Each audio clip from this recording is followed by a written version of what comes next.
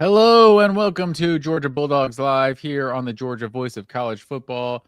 I'm your host, Matt Green, my co-host over there, Bo Underwood. Bo, how are we feeling tonight? I'm good, man. I'm ready for this long wait to be over for Georgia football. It's been almost a month since we've last seen them take the field. So, yeah, excited for the new year and excited to watch these games. It's cool that Georgia's game is kind of the nightcap to cap it all off. Do you like being the last game? I don't know. It's just I'm waiting so long. I kind of hate Georgia being the last game on the first. Yeah, that's true. I don't hate the night time slot though. It's always fun to have your team play at night. But yeah, it's definitely stressful. You're definitely waiting throughout the day. For sure. I feel like I feel like it makes me a little more locked in on the early games. Like if Georgia plays an early game, you might more casually watch the later games, but like I don't know, I know I'll be locked in watching football all day on Thursday on the first. But yeah, like on Saturday when it came, who do we get on Saturday? What was the Bad Boy Mowers Pinstripe Bowl, of course, with Penn State and Clemson. And it was like, just as soon as that day was starting, I was like, the playoffs should be played today. Like the college football playoffs should be on. It was the first round was on last Saturday. Yeah. Like, what are we doing not playing this on Saturday? It was just so empty on this weekend. Yeah, that was pretty ridiculous. It was just a weird layover gap. I mean, it would be cool if bowl season was taken seriously at all still by people, but it's just not. So it feels, which that's unfortunate, but it just feels like there's a bunch of just meaningless games going on when you have to wait another weekend for the playoff. Yeah, it is annoying, man. I agree. Well, and people have all these ideas about the bowl games too. Like, I know I would fix bowl season. Let's put it at the start of the year, like week 1 or whatever. And yeah, like as far as getting cool matchups, that's a great idea. If you want to do what's best for fans, yeah, it's a great idea. That's not who makes decisions. They don't make decisions based on what's best for the fans. These bowl games exist to be 3-hour advertisements for a certain brand. And they know there's people at home during Christmas, New Year's, whatever, people off work and stuff. And they want those games to be on television on December 26th and December 23rd and all these days and everything. So it's like you're not going to solve that. That's why my solution personally, like this seems like a perfect year for it too, because obviously there's going to be years where the 31st and the 1st are falling on the weekend, but a weekend like this is perfect that you play the game. The January 1st time slot is what they want, right? Like that's when people are watching television, New Year's Eve, January 1st. So then if you put good games on Saturday on whatever day that was, I don't know what day it is anymore, December 27th, whatever day Saturday was. Mm-hmm. Like then you have a bunch of people watching those games on Saturday and probably more people tuning in to the not important bowls on the 31st and the 1st because they're on. You know what I mean? Like you're more likely to watch it then because you're just sitting at home on the 1st or something than you were on Saturday. I mean, the Pinstripe Bowl probably did better ratings than it's ever done because it did have like a noon Saturday slot and nothing else was on. But like, and you had two good brands, even though they're two terrible teams. Crazy that we got a Clemson Penn State like postseason game. Because people probably would have predicted that would have been if not the national championship, like the semifinal coming into the year, like something like that. And then we end up getting it in Yankee Stadium of all places. But yeah, just a weird week. Yeah, absolutely, man. I guess that's just what bowl season is at this point. It's just always a weird week, weird times. But yeah, that Clemson Penn State game, because they were both top 4 before the year. So see them playing a Yankee in the end of the year is definitely weird. And Clemson just looked terrible, man. I know that. I mean, that's going to go down as one of the most disappointing teams ever. And they went up against another one of them in their bowl game. So it's just a depressing game, I guess. That really did feel like whatever the opposite of a championship is. Like this was the decider of who had the most disappointing season like of all time because they were just both right there, top 4 teams, and they did make a bowl game, but you know, more than you can say for Florida, right? Florida didn't make a bowl game, right? Yeah, they went 4-8. Yeah, so Yeah, more than you can say for some, but they had a little bit higher expectations. Not a great year for some of the preseason predictions in terms of quarterbacks, Heisman's, and the top 10 in the rankings this year. No, not at all, man. It's impossible to predict. I guess that's kind of what we sign up for now in the portal era and the weird conferences and everything is like you never know. You just never know what some of these teams are going to look like until they take the field. Even the ones where like I guess the reason Clemson and Penn State were predicted to be so good start the year was because they had continuity. They were returning their quarterbacks and they were bringing back a lot of key players on both sides of the ball, but they just turned out to both be very boring, flat teams who, like had their moments defensively, but offenses were just both terrible and the defenses couldn't make stops when it mattered. And like, it's crazy that happened to two teams that were playoff teams the year before and among the best in the nation, but that just happens. Man, like I wish I could go into more detail about why that fall off happened. Like, I don't really know, but yeah. Crazy that. Yeah, I think that is why those teams specifically. We're not a Clemson and Penn State podcast here, but I think that's why those teams were so disappointing because it was like you had the guys back. Like, it is a crazy time in the portal and all this and roster retention. Like, you guys had all of them coming back. That's why the expectations were so high, and they both were just so bad this year. Clemson fans, I don't know what you're doing on April 23rd, 2026. But do anything other than watch the first round of the NFL draft, because it is going to be brutal to watch Clemson players get selected in the first, second round, and you're going to hear the broadcasters go, so much talent on this roster. I just don't know how this team could be. It's going to drive you absolutely crazy. So you might want to skip this year's NFL draft. Yeah, they are going to have a lot. I mean, like Barrett Carter is going to go, Peter Woods. They're going to have a couple other people. Yeah, for sure. I guess Cade Klubnik is not going to be one of those that they thought going first round, but yeah, just a bunch of talent. I can't even name everyone off the top of my head, but yeah, it's a good day to not be a Clemson Tiger fan. That's for sure. So we are Georgia Bulldogs fans on this show, sir, and we are going to talk Georgia football. And I appreciate everyone who's tuning in live. Thanks for watching on YouTube. Like, share, subscribe, all that good stuff. We were supposed to have a guest on the show. Don't want to throw her under the bus. Our Ole Miss affiliate for the Voice of College Football Leanne had a change in her schedule, so she wasn't able to join us. Really wanted to get some Ole Miss perspective on this game, because I'm afraid you and I could be in a little bit of an echo chamber here in our silos of Georgia football, that you're just, all the signs are pointing to Georgia being a lot better since these two teams last played back in October. And it's not that Ole Miss has gotten worse, but they're just basically as good as they've been, except for they've lost their head coach now. So it's just, I don't know what to expect from these two teams.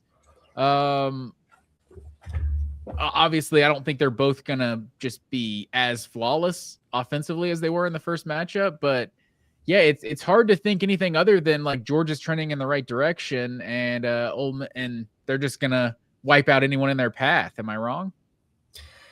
Yeah, it's definitely reasonable to think that right now, I guess, just because they've looked so good in their last 3 or 4 games of the year. I mean, they're playing as well as anybody.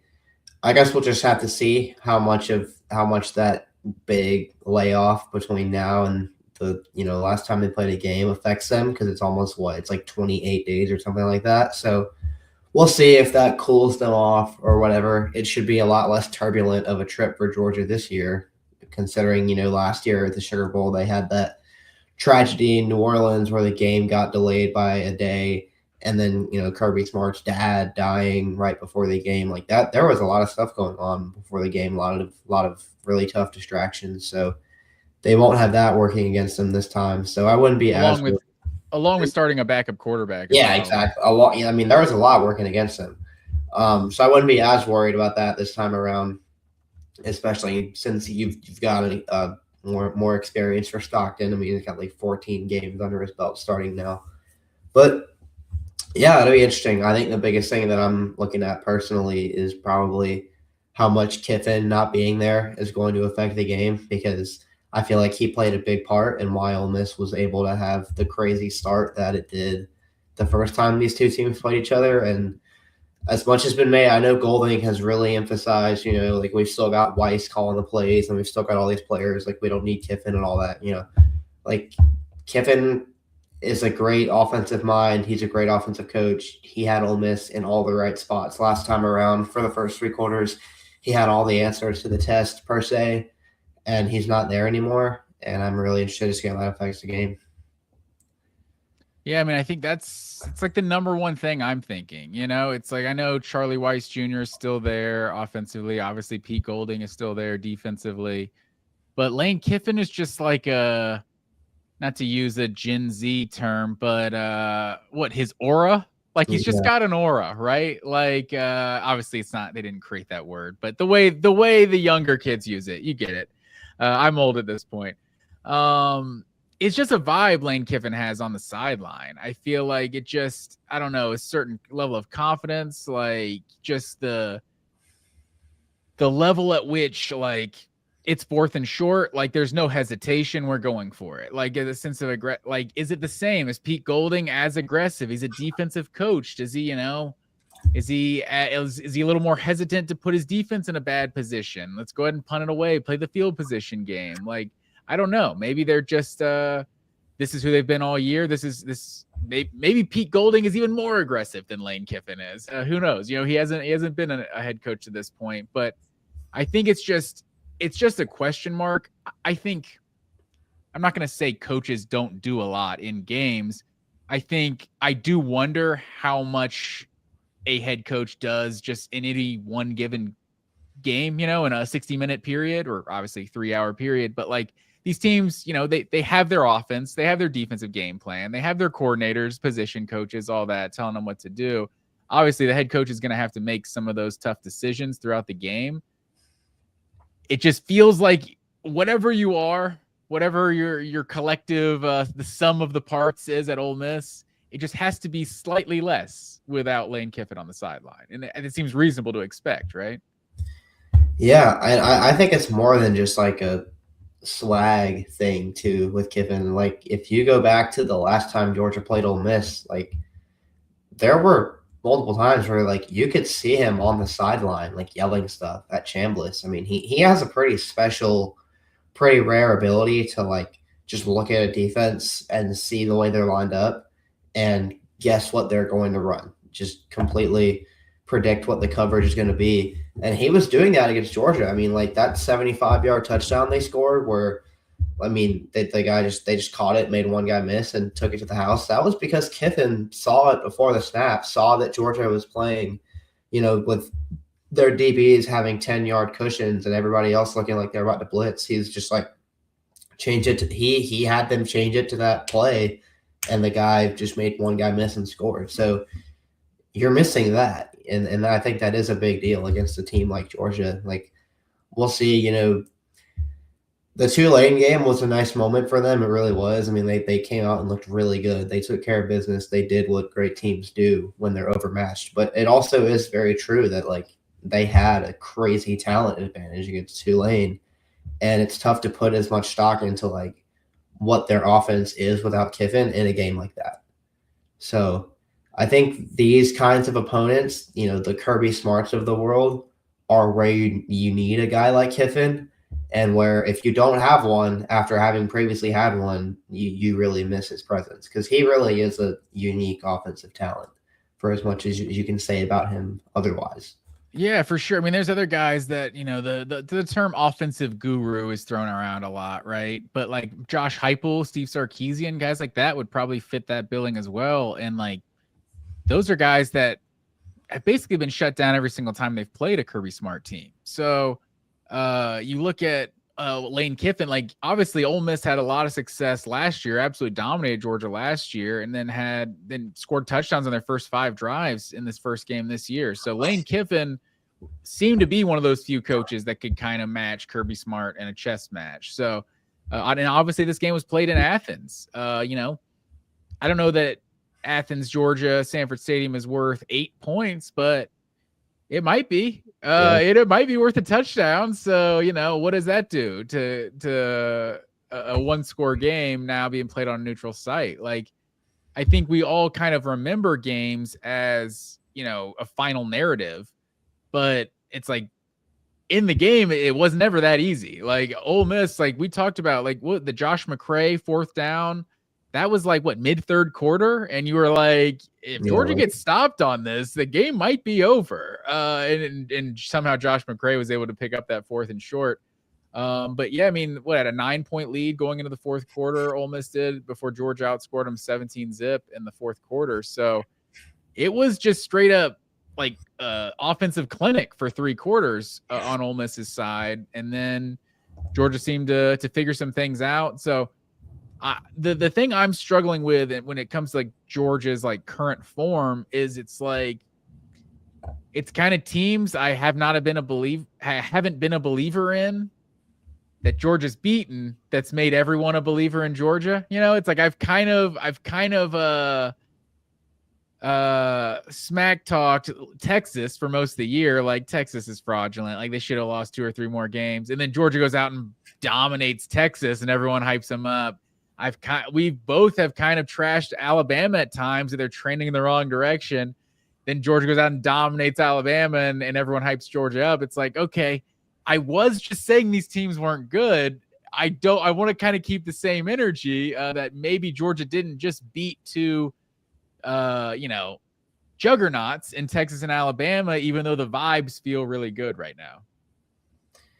Yeah, I mean, I think it's the way that they're beating those teams. Like, you could maybe split hairs a bit more if Georgia kind of had trouble with those 2 teams at any point, but I think it's just the fact that they completely dominated them. And, those are not perfect teams. They've got concerns, but like, they're both laden with NFL talent, and they both came into those games as top 10 teams, having won a good bit of their last couple of games. I know Texas came in, 3-game winning streak. I think Bama must have had a 2 or 3-game winning streak. I know, even with some shaky performances, and Georgia just took care of those teams.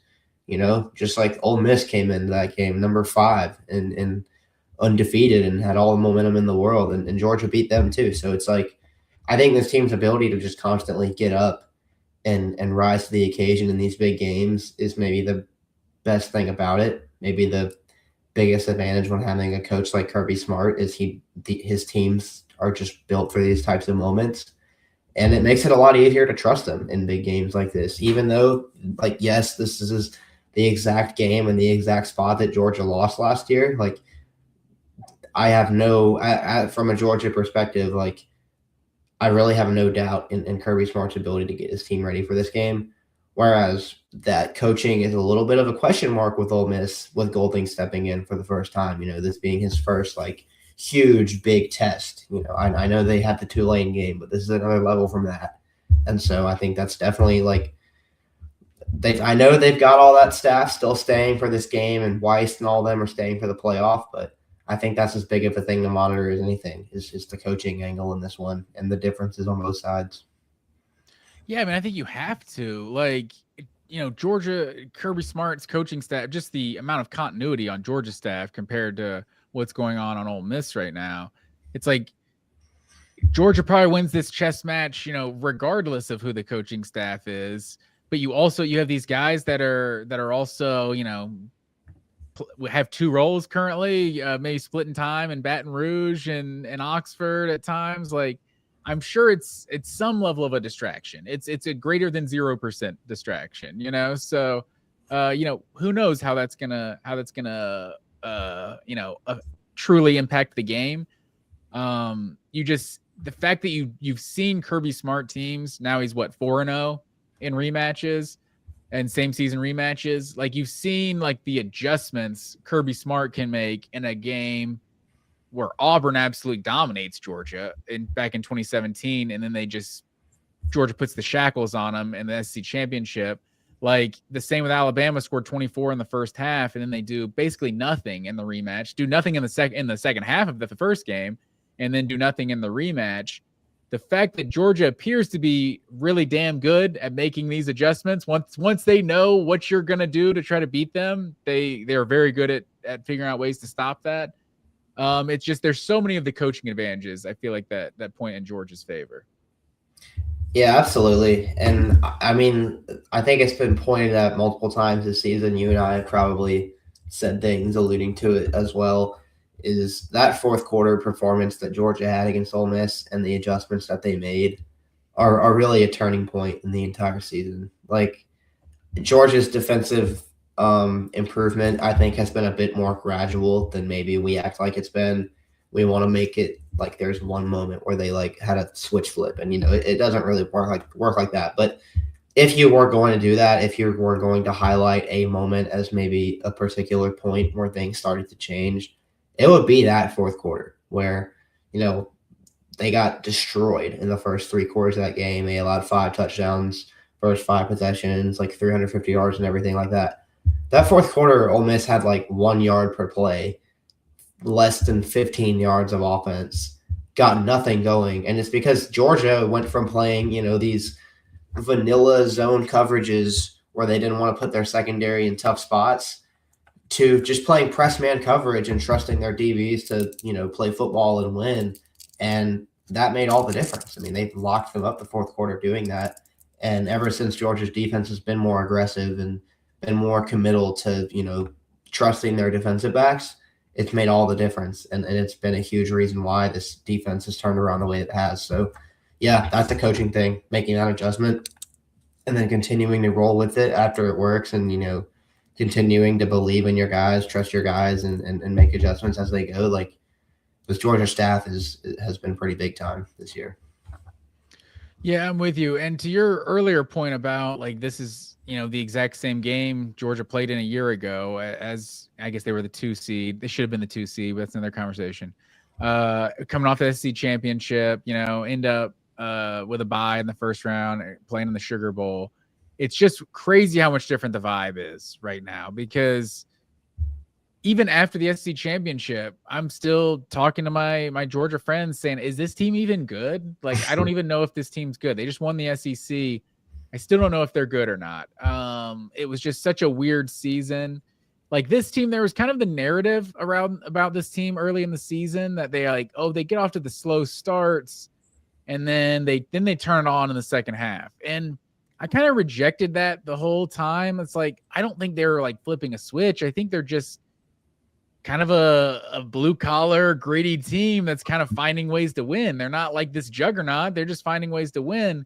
I think their performance down the stretch would support the narrative that, they finally flipped the switch and they're playing like this for 4 quarters.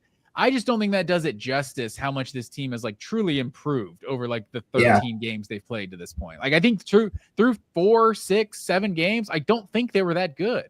And now I think they've really just come along. It's like, okay, now they are this good. It's not like they flipped the switch. It's just guys improved. Ellis Robinson became one of the best players, one of the best corners in college football. Quintavious Johnson is taking this game to the next level. Gabe Harris is taking this game to the next level. And we'll talk about, the injury report coming up here in a second. I have an update on that. Gabe Harris is not playing in this game. But yeah, it's just there's certain guys that have just taken their game to the next level. Gunnar Stockton was making his second career start in game 1 this year. Now he's got 14 under his belt. So yeah, it's just this team has come such a long way over the course of 13 games this year. It's completely different. And that's what I hate about last year's team. Kind of the fate that last year's team got was because there was all these narratives about them. And then, okay, now it's time to put it to the test. Everything that's happened in your crazy regular season, now it's time to put it to the test in the postseason. And you're playing with a brand new quarterback. And it's like, that wasn't the team. It was a flawed team that played all of 2024. And the Sugar Bowl wasn't even the team that was there. Say what you want about Carson Beck. It was a bad offensive line, bad receiver play, and couldn't run the ball. The quarterback was the reason you won the SEC a year ago. So to play without him was just another obstacle just thrown in Georgia's way last year. Yeah, the vibe is really completely different entering this game. It's funny that it's the exact same game, like it's the Sugar Bowl quarterfinal in New Orleans because yeah, like I mean Georgia, they had that emotional SEC championship win a year ago, but then there's also the part of like, well, Carson Beck's out, and you've got to worry about installing your new starter and making things comfortable for him, and like you really just you can't play your game the way that you want to when you have a backup quarterback, even if it's one like Gunnar Stockton, who you really do trust that you can win with him and stuff. It's just different. Like it's the experience factor just makes things completely different, no matter who you have back there.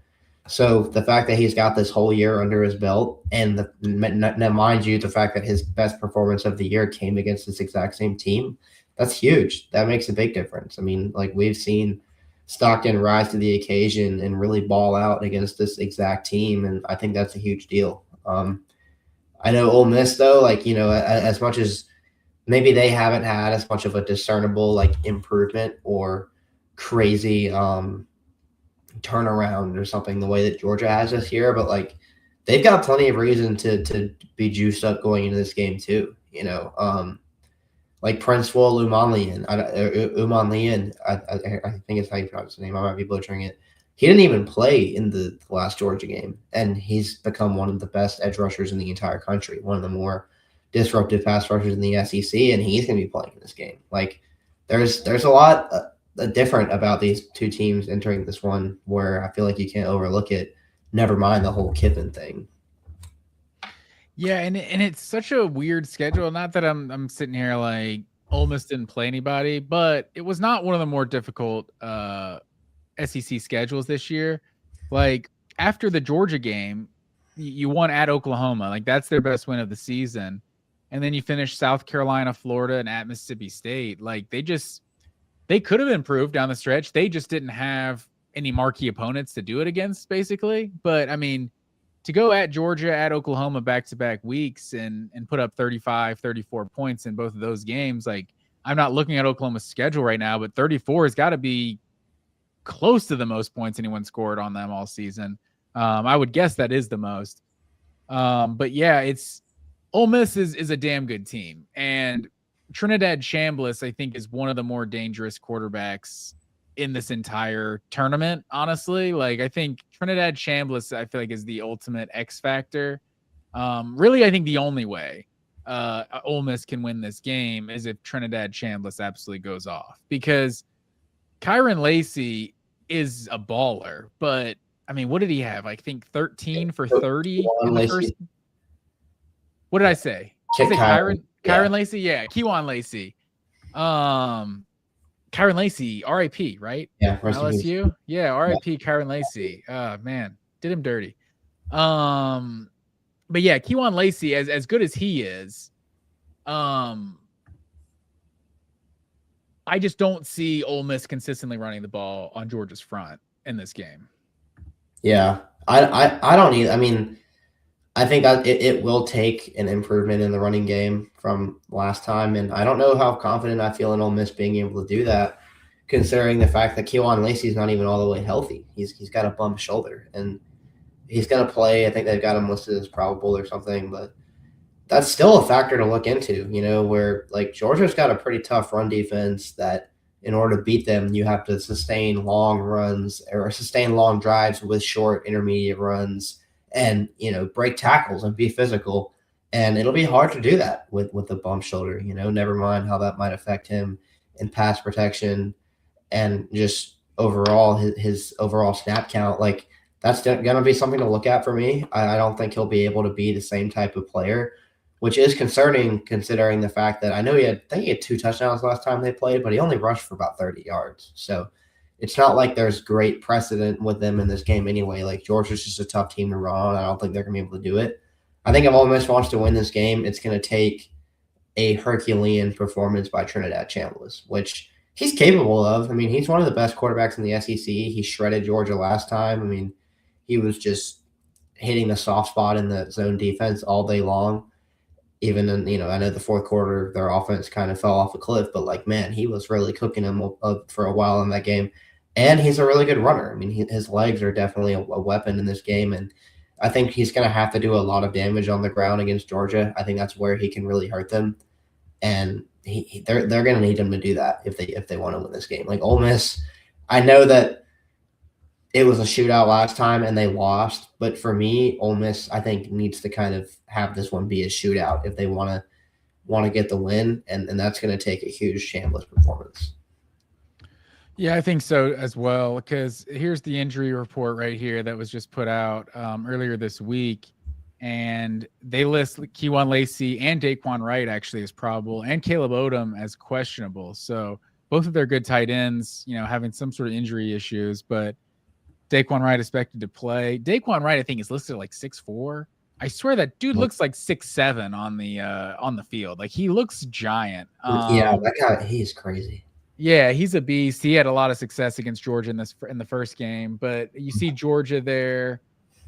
Gabe Harris, Jonel Aguero, Kyron Jones, Jordan Hall, and Drew Bobo all listed as out. And then Colby Young and Ethan Barber both listed as probable for this game.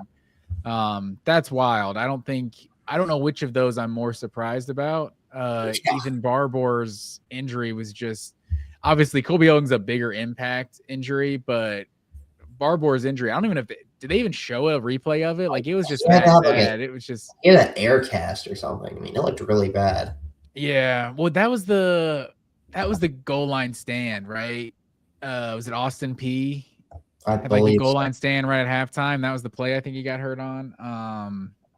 Yeah, because he just like went into halftime and he was just on the field. But yeah, to get Ethan Barber back, he's obviously contributing early in the season, had a role as more of a blocker in Georgia's system. But you know how much Georgia likes to play 3 tight ends. So if he's able to get on the field, Elias Williams has played a bunch in that 3rd tight end role as well. But yeah, I mean, if Colby Young, I don't know what the expectation is for Colby Young in this game. It's like first game in 8 weeks, probably longer than that, right? Yeah, I think longer. I mean, we're talking mid-October. That was mid-October, yeah. So about a month. Yeah, so over 2 months, 2.5 months. So yeah, it's to get Colby Young back is massive. I don't know how much he really contributes in this game, but what is a success for Colby Young? Like a reasonable expectation. Yeah, I don't know. I mean, I think anything really is a positive considering they all thought he was done for the year when he went down. But if he can get in the game and catch a pass, or maybe they just use him as a decoy, like I really think anything that you get from Colby Young is just a bonus in this game. I'm not expecting much. I don't think that it would be fair to be like they need him to be a difference maker because he's coming off of a broken leg. But anything you do get from him, I'd be pretty happy with. Is it too much to ask for just one George Pickens 50-yard bomb down the middle of the field, diving catch that gets the whole sideline hype? Like, don't do anything the rest of the game, but just get that one long catch to like show you're there. But yeah, that would be cool. Is that too much to ask for? That would be sick, man. I mean, that I guess that would kind of be the flavor of contribution that you'd be expecting is just a bit part like that. But we'll see. I mean, it just depends on how well he's able to move and how much of a workload they think he's able to handle. If Georgia takes care of business and gets a win here, who knows how much he'll be able to do in the semifinal. Maybe they'll be able to ramp it up a little bit. But if he does indeed play, I'll be stunned because I thought for sure that both of those guys were out for the year, Barber too. So yeah, I mean that would be huge, especially when the Drew Bobo injury is pretty tough. The stuff I've heard about the Gabe Harris injury doesn't sound good. Like those are both going to be huge, probably long-term losses. So to get 2 guys like that back are at least decent. They're more than consolation prizes. They're football players and they're men in their own right. But I guess that is kind of what it is for Georgia. Is some nice consolation, some nice reinforcements at a time where they're losing some key guys in other areas. For sure, and I think Colby Young is bound to be good for a 3rd down conversion or 2. Just like pick up a 1st down. I think he can contribute for sure for this Georgia offense. But yeah, not going to put too much expectation that he's going to be the savior of the offense or anything coming back. And then it would be the Fiesta Bowl if Georgia wins. It'll be on January 8th, so you'd have another week to get healthy if Georgia wins this game. So that's the injury report. It's Rashawn Dinkins time, I think, in that star position with Jonah Aguero officially being out again. So, Dinkins played really well versus Alabama. Just seeing just the amount of confidence I have in this defensive back group compared to the last time these two teams played. Like, if it's DeMello Jones, Dinkins, Ellis Robinson, obviously Dalen Everett, like this secondary has just gotten so much better over the last 8 to 10 weeks. Yeah, I mean it's tough that Aguero's out because he's just struggled with injuries throughout his career, but I kind of feel better about Dinkins in this one than I would about Aguero anyway. I mean, Dinkins has really held up nicely these last few weeks. He's had to go up against some pretty physical guys, some pretty fast guys, and that's who Ole Miss has. They've got these big vertical playmakers who beat you over the intermediate areas of the field. And I think Dinkins is equipped to hold up pretty well in that. It would be pretty crazy to see him have a big game as a redshirt freshman who hasn't played much, but I think that's kind of what they're going to need out of him, because Chambliss, Aguero kind of got picked on a little bit in that last game. I mean, he gave up a decent bit of yards and coverage. He probably got targeted 5 or 6 times throughout that game. So that'll be big for sure, Dinkins. And then another injury that I think is going to be a huge deal is Malachi Tolliver filling in for Drew Bobo, because Ole Miss didn't really get much pressure on Gunnar Stockton last time around, but when they did, it was usually up the interior with their, I think their defensive tackle duo. Those guys are Will Nichols and Xavier Harris. They've got 2 really good defensive tackles who do not come off the field. And so Tolliver, it held up well against Alabama, and I think overall will be a fine player, if not as good as Drew Bobo. That's going to be a big matchup to watch out for, I think, because Ole Miss didn't really get a lot of pressure on Stockton last time around, just didn't really affect him much at all. I think there's a lot more of a path to that happening more in this second rematch here. Am I wrong if I say I'm not worried at all about Malachi Tolliver? I don't know. After that performance against Alabama, it's I don't know, you're a couple of quarters in, I forgot Georgia was playing with a backup. I mean, I don't think he looked dominant, though. I mean, think about Georgia hit Bama for over 200 rushing yards the first time they played. Yeah. And then the second game, their rushing output was fine overall. It did what they needed to do, but it wasn't as explosive. And, Georgia abused Ole Miss Georgia's offensive performance against Ole Miss last time around was really just crazy in every way. As much as we highlight how good Stockton was as the main takeaway for good reason, I mean, think about it. Georgia went for over 200 yards on the ground. Bowens and Frazier both had a good game. The tight ends had a good game. Lucky had a hat trick. The receivers all got involved for the most part. It was a very holistic offensive game. And so a lot of I wonder, not having Bobo, the anchor of the middle of that offensive line, I think that kind of hurts your ability to just do whatever you want. I think it takes away your ability to just kind of get explosives from anywhere. So I don't know. I don't think Tolliver is going to play bad, but I do think that it will be harder for Georgia to generate the same kind of push up front that they were getting last time around, because Ole Miss has 2 really good players. Those 2 guys, Eccles and Harris, are really good players on the interior. You think either of those guys is as good as Tim Keenan in the middle? I mean, individually, Eccles is good, man. I mean, he's really good. He might not be as good as Tim Keenan, but I do think, those 2 guys are legit. So I guess no would be my answer, probably, but it wouldn't be. I don't think it's a big step off. Yeah, it really was just a perfect offensive performance, 500 yards of offense. You never punted in that first matchup. Here's the let me put the stats on the screen for this matchup. So this is since Trinidad Chambliss became their starting quarterback. So I think this is excluding the Kentucky game. So games versus Power 4 competition with Chambliss as the starter. it's 7 games this year, and they're scoring almost 34 points a game, 162 yards a game on the ground. Georgia's at 180 and 30 points a game, so a little bit better than Georgia in terms of scoring points versus Power 4 competition. But the passing offense has been a lot more explosive than Georgia's, I would say, this year. But the defensive numbers, I think, are what, at the end of the day, just stick out to me. Like when I look at these two teams, like I think that's kind of what you saw in the first performance or in the first matchup. Like two teams with really good offenses that just basically had their way, and then one team that has a serviceable defense that got some stops. Ole Miss didn't get one stop in the entire game. So if they haven't improved their rush defense, I just don't see a way that they can beat Georgia in this game. And you look at their recent games, gave up 115 to Tulane on the ground, 262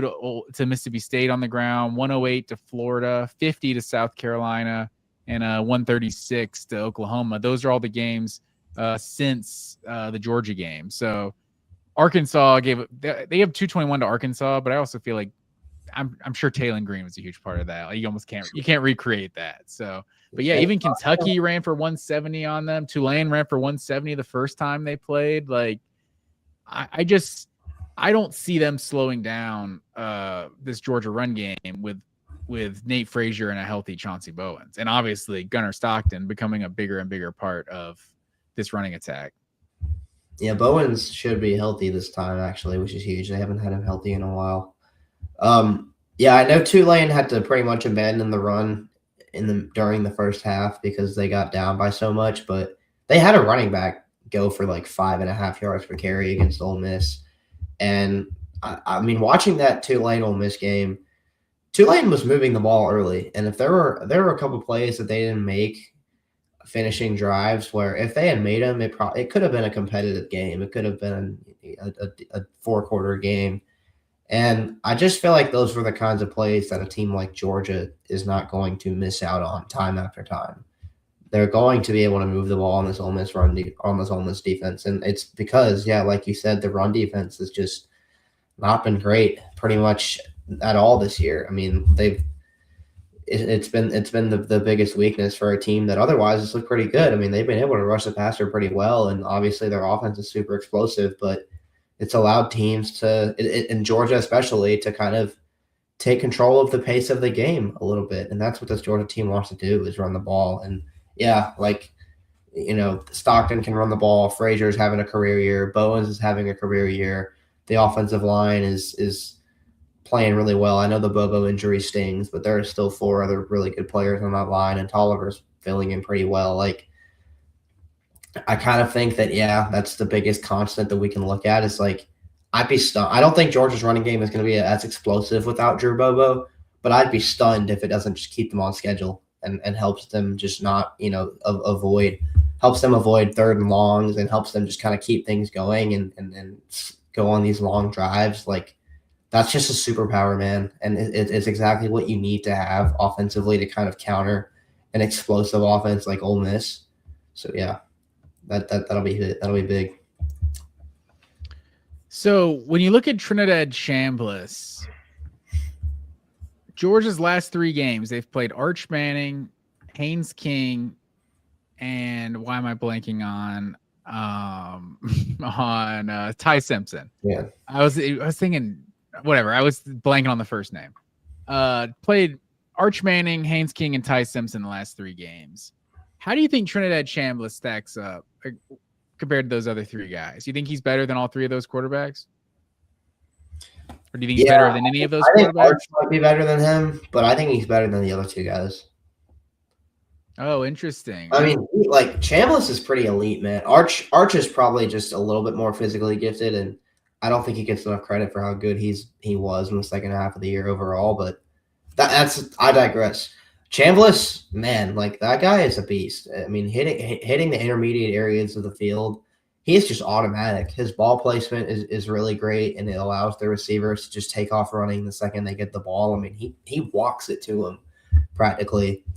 And he's a really good athlete. I mean, he can scramble. They get him on design runs, and he's pretty successful at those. Like he's the real deal, man. And that, I think it was his first SEC road start when Georgia played them last time around in Athens.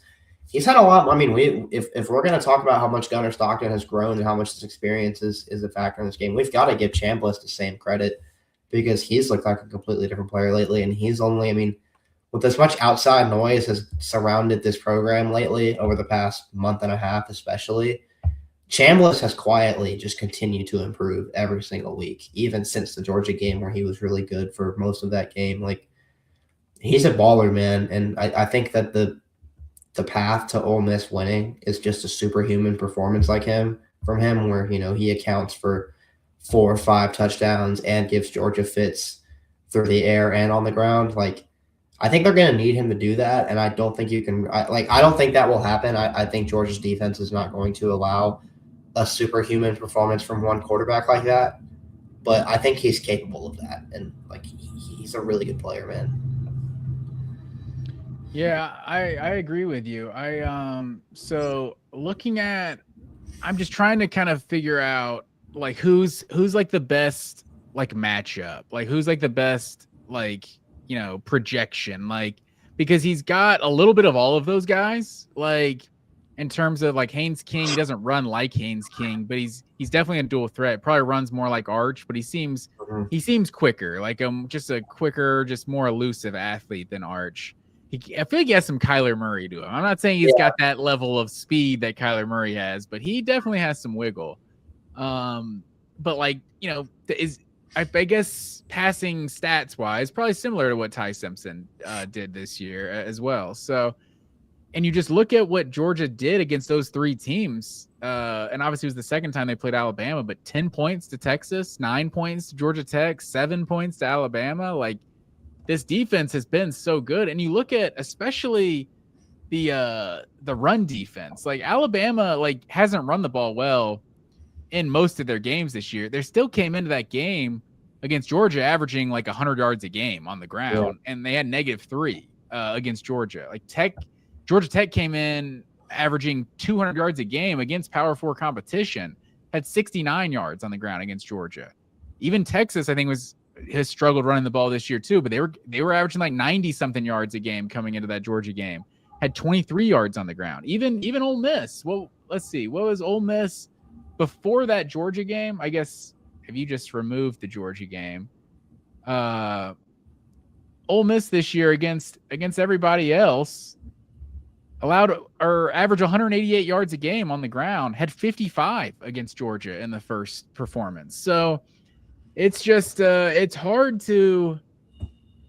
I know, like, we've been sitting here, like, I think everyone knows which way we're leaning on our matchup, because I'm trying to just find the ways that Ole Miss could upset Georgia. And not that I think Georgia is just so much better than Ole Miss. Like, clearly this was a shootout the last times these 2 teams played, but on paper I can't find anything that's pointing to anything other than a Georgia win. Yeah, that's kind of where I land with it too. And it's, I mean, I hate saying that because it makes it sound like I'm really overconfident, and like I'm not, because I think Ole Miss is really good and they're definitely capable of winning this game. But yeah, you look at the difference in the run game between Georgia and Ole Miss, and you just look at the fact that Georgia's been here before and played in big games like this before, whereas Ole Miss has a first-time head coach coaching his, you know, second ever game. You look at the fact that these teams played each other already, and it kind of went the way that you would imagine Ole Miss would want it to go, and Georgia still just overpowered them at the end.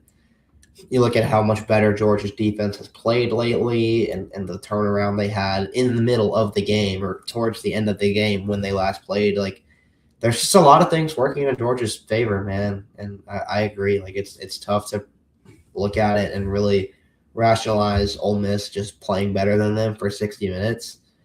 But I still think it's gonna be a close game. But I think in the end, I think Georgia has the edge with the coaching and just with the step that they've taken lately.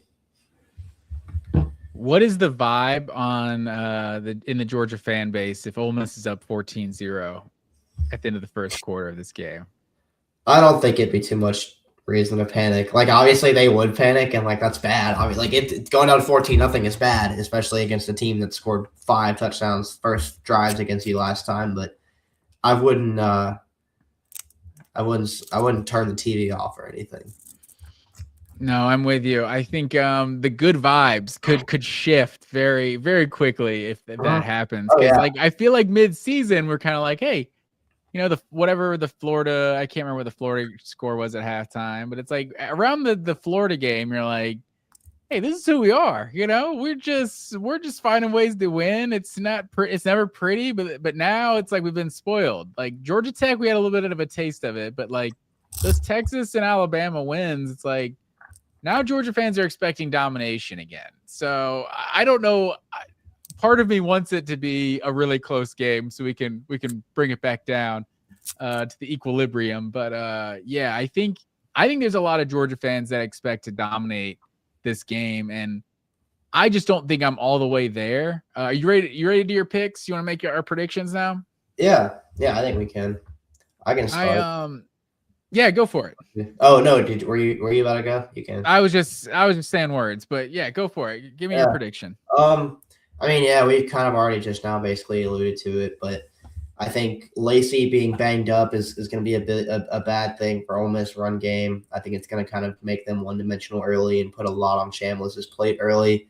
And I'm just not sure how he's going to respond without Kiffin there to, bark out stuff on the sideline and audible plays for touchdowns at the last second and just, diagnose defenses and help Chambliss read the defense, really. I mean, that's what he was doing.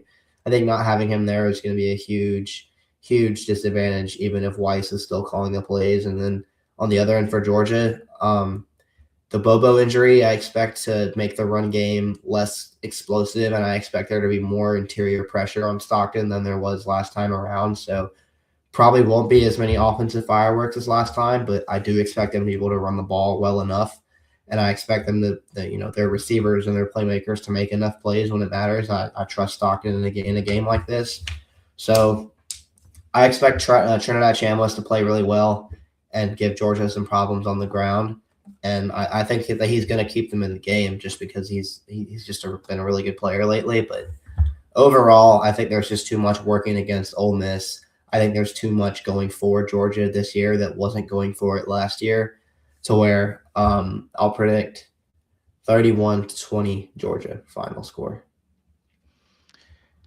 I was kind of thinking something similar because yeah, I think there, like I was kind of saying earlier, I think there's a notion that like Georgia's so much better than this Ole Miss team, and they're hitting their stride at the right time. And I obviously, to an extent, I agree with that. I just keep having to remind myself of how close this game was in Sanford Stadium. Just 12 weeks ago, whatever we said it was. I think I messed that up. Whatever the date was. I think I'm messing up my months here, but who knows what time it is. But I keep going back and looking at this team, and I think I have to join the mob here. I think the mob can be right sometimes, and I think Georgia truly did figure something out in the fourth quarter of this first matchup. And I think there's a chance Ole Miss gets to 20, but like not much more than 20. I think Georgia wins this one like comfortably, to be honest. Like I think it's a game for 2, maybe even 3 quarters, but I think Georgia does win it comfortably because I don't think Ole Miss is going to just have the success they did against Georgia a year ago. So, or in the last matchup. And then I kind of offensively, I don't see them getting stops. Like they never figured anything out about Georgia's offense. And you could argue Georgia's offense has gotten even better, especially, they didn't play Georgia with Colby Young the first time. So I think I just keep going back and forth. I don't think there's a chance Ole Miss holds Georgia under 30. I'm going to say Georgia wins this one. Oh, we got Ned Underwood chiming in here, 34-17. That's kind of close to what I was thinking here. I'm going to say Georgia wins this one I'm going to say 37-17. Georgia pulls away and kind of just takes care of business, and I think will become a lot of people's favorite to win the national. If they're not already a lot of people's favorite to win the national championship right now, I think they're going to kind of make a statement in this one. And like, I think the coaching factor is just too much. I think Trinidad Chambliss is going to make some plays. This could be 17-17 at halftime. You know, Ole Miss could be giving Georgia a game to start. I just think the coaching thing is just Pete Golding. Yeah, this is the second game he's been a head coach, and he's got to face Kirby Smart in Georgia. Like, you don't have Lane Kiffin. I don't know. I just think there's too many things, like you said, working against Ole Miss right now, and too many things working in Georgia's favor. Give me Georgia to win this one big, 37-17. Okay. All right. What else you got? What else? Oh, I can say I can see it happening, man. I can see Georgia kind of controlling this one at the end. Yeah, and I almost don't want to do that because I don't want to like act like my expectations are. If Georgia doesn't win in a blowout, it's like disappointing, you know? Like, I think this could easily be a game that comes down to the final drive, like it did last time. But I don't know. This Georgia team, it's just so much more fun to watch the last few weeks than it was early in the season, and I'm really liking just the character of this team to this point in the season. Yeah. But let's end it here, sir. We can go rapid fire with the other three matchups on Wednesday night, because January 1st, for whatever reason, we're not playing these on Saturdays. We're playing on the 31st and the 1st, and on Wednesday night we get Miami, Ohio State, 9.5 for you gamblers out there. Ohio State favored. What are your thoughts in this one, Bo? Ooh, I mean, Ohio State has got we're talking about the Ohio State game, right? Yeah. Yeah. I mean, they've got all the talent in the world. They are probably the most talented team in the entire country, if you ask me. But they haven't really been tested much this year. And when they have, I mean, they lost to Indiana, beat Texas back in week 1.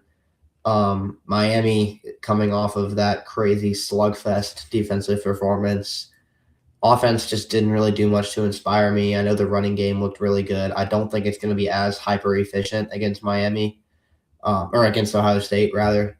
Sorry. I think Ohio State is going to get up in this one early, and Miami just won't have enough to respond. So, yeah, give me Ohio State moving on in what I think will be a pretty low-scoring game. What's your score? Like, you think Ohio State covers? Or they win easily? Yeah, I'll go 23-10 Ohio State. Okay, that's not bad. The only thing is Ohio State has played 2 ranked teams. Although Michigan is ranked, I think, now, right? Michigan's like the worst ranked team I've ever seen. I don't know. Michigan's not good at all this year, but they're the two best teams they've played this year, Texas and Indiana, like beat Texas 14-7 in a game where Arch Manning, like, the entire college football world acted like he was the worst player they've ever seen. And that Texas team had more yards of offense than Ohio State in that game. Like, it was not a good offensive performance for Ohio State. And then you look at the Indiana game where they scored 10 points. I don't think there's I don't think it's possible that Ohio State covers this game. Like, I think I don't trust this offense at all right now, to be honest. I can't pick Carson Beck in Miami to go into the horseshoe and beat Ohio State. But I think this is definitely a 1-score game. I'm going to say 20-16. Ohio State just manages to get out of there. They don't need a pass interference to bail them out this time to beat Miami. Reference for you old heads, 22-year-old reference there, 23-year-old reference there. But yeah, last time Ohio State and Miami played in any game of significance. But yeah, I'll take Ohio State to win, but Miami to cover. Okay. And then on the first game on Saturday. The first game on Thursday is Oregon and Texas Tech. That one's in Miami, right? What are your thoughts on this one? And Oregon is what, like a 6-point favorite, I think? No, Oregon's a 2.5-point favorite in this one.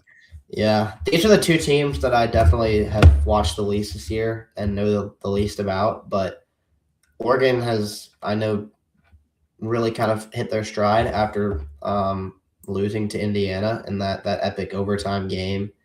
And Dante Moore is balling, and they've got a really good defense. So I don't know, man. Texas Tech has been dominant this year. I mean, they've blown everybody out that they've played. It's just tough because it's the Big 12, and you have that element of like, well, they haven't played anybody. Bless you. Excuse me. Yeah. But in a game like this, where, these are two, I guess, relatively inexperienced programs, I'm going to take Oregon. I'm going to take the program led by Dan Lanning with the SEC experience and SEC mentality. Texas Tech is just, I guess, really ahead of schedule this year. I mean, they really spent a lot on their roster, and they've got a great defense. I mean, Jacob Rodriguez is as good of a player as almost anybody in the country. But give me I trust Dante Moore a little bit more in this game, and I think I just trust Dan Lanning a little bit more. So give me the Ducks. I think there's a chance that Oregon is the most fraudulent team in the entire bracket. I know everyone loves Dante Moore. They now have him as like the number 1 pick in the draft, because no one's ever been wrong about who the number 1 pick in the draft is going to be. And I think Dante Moore could be a damn good quarterback, but like this team has literally beaten nobody. Like, and they just beat James Madison. Like, I mean, USC, they beat USC, second to last game of the season. Like, that's their 1 ranked win on the season. Like, I don't see anyone thinking USC is some sort of juggernaut this year. Like, so it's very interesting to me. Oregon played Indiana, lost, never played Ohio State. They did play Penn State, and it's like going to overtime with Penn State. Yeah, they were ranked top 5 when that happened. It was a big game when it happened, but going overtime with Penn State doesn't exactly, it's not exactly a badge of honor right now to wear as one of your best wins of the season. I think the whole college football world is kind of sleeping on Texas Tech because of the Big 12, but this team plays legitimate defense, and I think Texas Tech wins this game. I think everyone has already penciled in 3 Big 10 teams in the Final Four. The Big 10 is showing they're the elite conference and all that. I don't know, man. I'm not buying Oregon right now. Give me Texas Tech to win this game. Okay. Yeah, I think it'll be a good one. I don't know much about it. I'm expecting it to be a pretty defensive game, though. To your point, it probably is the 2 teams I've watched the least in this whole field that's left. And then the Rose Bowl, the second game of the day on Thursday, Alabama and Indiana. What are your thoughts on this one? Whew. Yeah, this will be fun. I think Indiana's a 7-point favorite in this one. Yeah, I don't think Indiana is fraudulent at all, man. I think they are a pretty tough team. I mean, they play really well on both lines of scrimmage.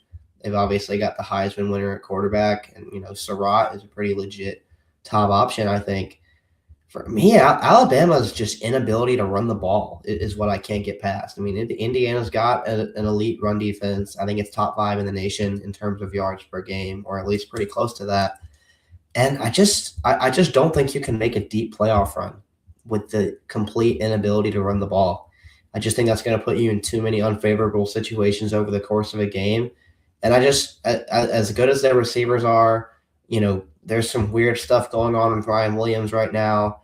And I just don't know if Simpson is the quarterback that can overcome the complete lack of a running game for, 3-4 straight playoff games. And so getting a number 1 seed in the quarterfinal is a tough matchup for them. They looked pretty good against Oklahoma last week, or 2 weeks ago, I guess. But I think Indiana gets it done, man. I think Indiana beats Alabama. I think, I mean, you can't even talk about the receivers of anybody really going up against Indiana, because they just played Ohio State and held them to 10 points, and there aren't receivers better out there than Ohio State. So you got to give Indiana respect there. I've been very critical of the Big 10 all season long, and I think I don't know. I can't remember a year where I felt like the Big 10 was like this, just kind of hollow. Like, it just, I don't know. The teams at the top, like, they haven't all played each other. Obviously, Indiana did play both Oregon and Ohio State and beat both of them. But and they beat Penn State, who was supposed to be one of the best ones. So Indiana was supposed to have the good Big 10 schedule this year. But I just look at what these teams are week in and week out, and I still, like, even after beating Ohio State, I still don't know exactly how good Indiana is. And I know they have the defensive linemen and that's not to say they're not good. That's just to say to what extent. I don't know exactly where the ceiling is. And I know they have the defensive lineman who got hurt celebrating in the Big Ten championship. So that could be a big loss there. But yeah, that stings. I think, I don't know, call it the traditional college football fan in me. I can't rationally pick Indiana to beat Alabama in a football game. This is what you call the classic win-win for the SEC. Indiana wins, and all these Big Ten fans start talking shit, like, oh, we beat you guys. And then we're like, yeah, we don't care about Alabama. You guys we're not Alabama fans. Go for it. But if Alabama wins, you better believe the SEC fans come out and say, SEC, it just means more, built different down here, fill in the blank. I know I'll be one of those exact people. So I'm acknowledging my hypocrisy ahead of the fact. But yeah, man, I think I can't pick against Alabama. The Oklahoma performance, like at least, they're trending in the right direction. They've been trending in the wrong direction for several games now, but at least they won the last one.